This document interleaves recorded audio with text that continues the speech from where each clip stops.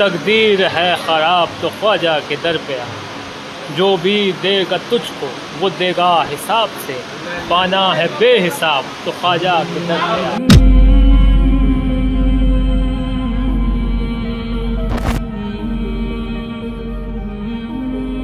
جو بے روزگار ہیں ان کو روزگار عطا فرمائیے، مولا غریب نواز، مولا غیب سے مدد فرمائیے، حضور آپ دلوں کے حال بہتر جانتے ہیں مولا۔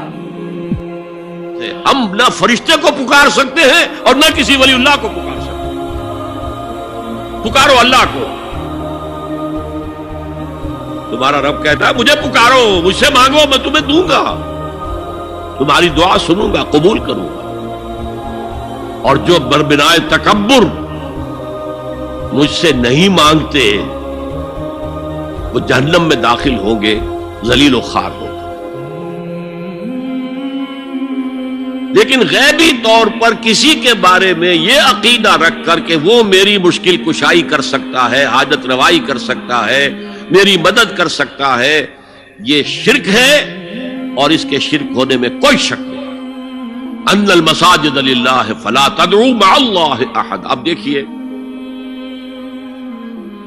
ہمارے یہ فرشتے یہاں بیٹھے ہیں نا، ہم کہہ سکتے ہیں ذرا بھائی میرا یہ کام کر دینا؟ نہیں کہہ سکتے۔ جبرائیل کو پکار سکتے ہیں، اے جبرائیل ذرا میرا یہ کام کر دینا؟ نہیں، وہ عالم غیب کی شے ہے۔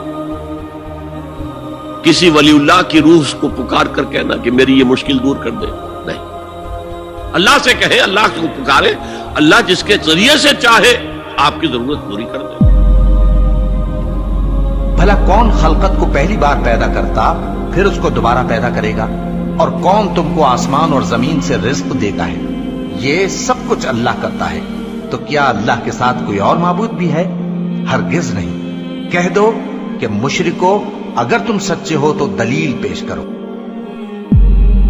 یہ کہہ دینا کہ میں جو مرضی کرتا رہا ہوں، میرے پیر صاحب آ کے مجھے قبر میں بچا لیں گے، یا میں جو مرضی سود کھاؤں، میں شراب پیوں، میں جو ہم نے بیعت کی ہوئی ہے جناب فلاں پیر صاحب کی، اور ہم بچا لیں گے۔ شرک کے معاملے میں تو سب سے پہلے یہ چیز جان لیں کہ 3 اصول یاد رکھیں۔ حی، حاضر، قادر۔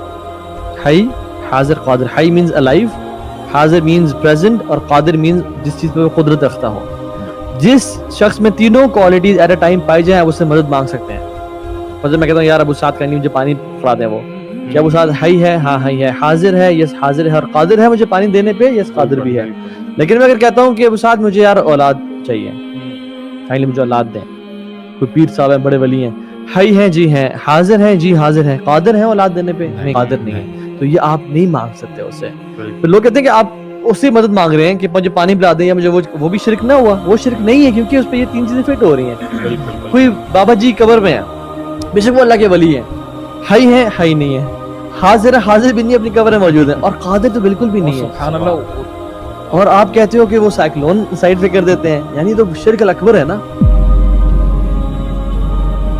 ہمارے یہاں پہ لوگ شرک آخر کیوں کرتے ہیں؟ اس لیے کرتے ہیں نا کہ ہماری کوئی سفارش کر دے، ہمیں شارٹ کٹ چاہیے، ہم نے خود اللہ کی عبادت نہیں کرنی، کسی اور کے ذریعے کرنی ہے۔ فلاں بابا جی کے ذریعے ہم نے اللہ تک پہنچنا ہے، فلاں بندے کے ذریعے۔ جس طرح وہ آئیڈل ورشپ کرتے تھے، کوئی بھی آئیڈل ورشپر یہ نہیں کہتا تھا کہ یہ آئیڈل عطا فرمائے گا، وہ کہتے تھے آئیڈل اللہ سے قریب ہے، اس کے ذریعے ہم پہنچیں گے اللہ تک۔ شارٹ کٹ ڈھونڈتے تھے۔ اللہ تعالیٰ تو کہہ رہا نا کہ جی توحید پر بھی آؤ، 5 وقت کی نماز پڑھو، رمضان کے روزے رکھو، زکات دو، یہ سارے حج عمرہ کرو۔ اللہ تعالیٰ تو ایک لسٹ آف چیزیں بتا رہا نا یہ سارے کام کرنے والے۔ بندہ جو شرک کر رہا ہوتا ہے وہ شارٹ کٹ چاہتا ہے، وہ کہتا ہے یہ سارے کام نہیں کرنے، فلاں بابا جی کے پیچھے لگتا ہوں، یہ مجھے تھرو کروا دیں گے۔ اللہ تعالیٰ فرما رہا ہے ایسا تو ہوتا ہی نہیں ہے۔ کرسچنز کیا کہتے تھے؟ وہ بھی یہ کہتے تھے عیسیٰ علیہ السلام کو انٹرمیڈیری بنا دے بیچ میں، کہ عیسیٰ علیہ السلام کے ذریعے ہم پھر اللہ تک پہنچیں گے۔ یعنی اس میں بھی یہ سمجھیں، ذرا کانسیپٹ کو سمجھیں۔ یعنی وہ یہ سمجھتے تھے کہ عیسیٰ علیہ السلام کی عبادت کرنے سے نا، کیونکہ اللہ کے معاذ اللہ، نعوذ باللہ ثم نعوذ باللہ، کیونکہ وہ اللہ کے بیٹے ان کو مانتے تھے، تو اللہ ان کو زیادہ فیور کریں گے۔ یعنی کہ نعوذ باللہ کہنے کا مطلب یہ کہ اللہ تعالیٰ ناانصافی کرے گا، یعنی اللہ تعالیٰ جو ہے وہ اپنے بیٹے کی بات مان لے گا، اور یعنی اللہ تعالیٰ کے بارے میں بھی آپ کا ایک تو ویسے ہی بات کفر ہے آپ کی کہ جی اللہ کا بیٹا ہوا، اللہ انصاف نہیں کرے گا۔ یعنی معاذ اللہ، آپ نے اللہ تعالیٰ کو انسانوں جیسا بنا دیا۔ انسان جو کمزور ہوتے ہیں اکثر اپنے فیملی والوں کو فیور کر دیتے ہیں، اللہ تعالیٰ یہ کرے گا؟ یعنی ڈبل ان کا عقیدہ جو ہے وہ غلط ہے. تو یہاں پہ اللہ تعالیٰ جو ہے وہ اس بات کی کمپلیٹ نفی کر رہے ہیں کہ وَالْأَمْرُ يَوْمَئِذٍ لِلَّهِ, اس دن جو فیصلہ ہوگا وہ صرف اللہ کا ہوگا. کسی کی بات اس دن نہیں چلے گی, کسی کا بس نہیں چلے گا اس دن. اس دن جو فیصلہ ہوگا وہ اللہ کا ہوگا. اللہ کسی کے ساتھ انجسٹس نہیں کرے گا. دودھ کا دودھ اور پانی کا پانی ہوگا. جو لوگ فَمَن يَعْمَلْ مِثْقَالَ ذَرَّةٍ خَيْرٍ يَرَهُ وَمَن يَعْمَلْ مِثْقَالَ ذَرَّةٍ شَرٍّ يَرَهُ, جو آپ نے ذرہ برابر خیر کیا ہوگا وہ بھی اس دن سامنے آ جائے گا, جو ذرہ برابر شر کا کیا ہوگا وہ بھی سامنے آ جائے گا. کسی کی نہ کوئی سفارش ہے نہ کچھ ہے.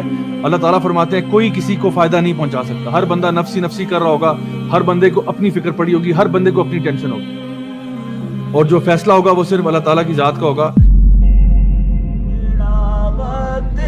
سوار دو میرے خواجہ, مجھ کو نواز دو میرے خواجہ, مجھ کو نواز دو. لوگوں, ایک مثال بیان کی جاتی ہے, اسے غور سے سنو کہ جن لوگوں کو تم اللہ کے سوا پکارتے ہو وہ ایک مکھی بھی نہیں بنا سکتے اگرچہ اس کے لیے سب اکٹھے ہو جائیں. اور اگر مکھی ان سے کوئی چیز چھین لے جائے تو اسے اس سے چھڑا نہیں سکتے. طالب اور مطلوب یعنی عابد اور معبود دونوں گئے گزرے ہیں. ان لوگوں نے اللہ کی قدر جیسی کرنی چاہیے تھی نہیں کی.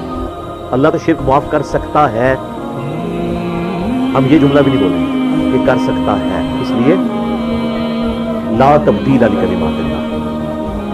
جو اللہ کی وعیدیں ہیں نا وہ اللہ کے فیصلے, یہ بہت سخت معاملہ ہے. اللہ کے کلمات نہیں بدلتے. تو اللہ تعالیٰ نے یہ اپنی ڈیسٹنی میں چیز مقرر کر دی ہے کہ میں نے مشرک کو کسی صورت بھی بخشنا نہیں ہے, اس کے لیے جنت نہیں.